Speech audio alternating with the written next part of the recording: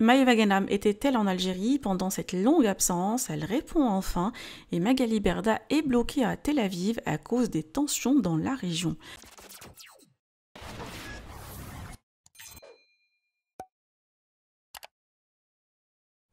Maïva revient sur les réseaux après quelques jours d'absence.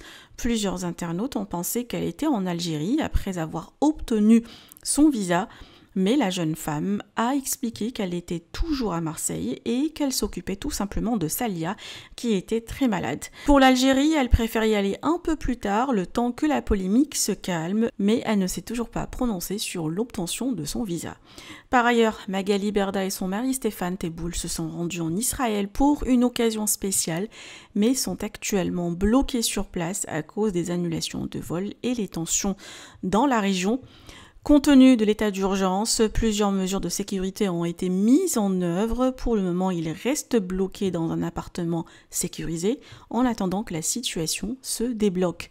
Je vous laisse avec les explications de Magali et de Maïva. Que pensez-vous? Partagez avec moi vos avis en commentaire et n'oubliez pas de liker la vidéo et de vous abonner à la chaîne.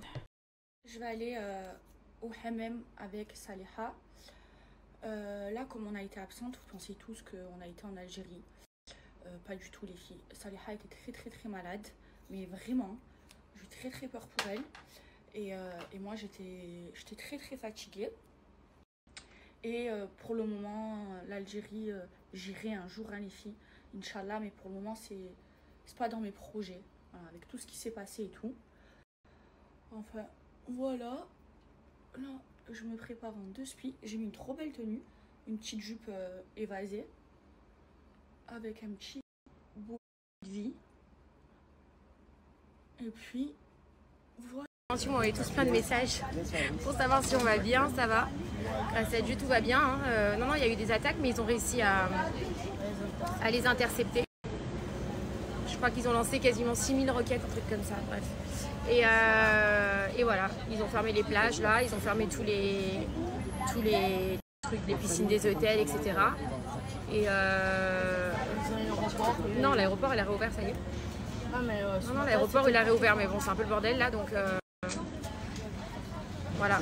Et Air France, ils ont annulé tous les vols, donc on va rentrer avec Elal et on va trouver. On va réussir à rentrer, il n'y a pas de souci. Hein. No stress, tout va bien, ça va. On dit ça, mais en fait on est méga angoissés, non je rigole. Non, ça va. Bon les amis, c'est la galère là. Hein. Il n'y a plus de vol, ils ont annulé tous les vols Air France pour rentrer. Il y a Elal qui est là, mais les vols sont pleins. Donc il n'y a plus de vol Air France. Donc tous ceux qui rentrent avec Air France, ils sont bloqués. Il faut passer par Elal, mais les vols sont full. Donc on attend demain. J'espère qu'ils vont pouvoir ajouter des avions supplémentaires. Ou alors, autre solution, c'est qu'il faut prendre un billet pour rentrer en Europe. Et dans n'importe quel pays d'Europe, après c'est facile pour rentrer à Paris. Donc au pire, on fera ça quoi.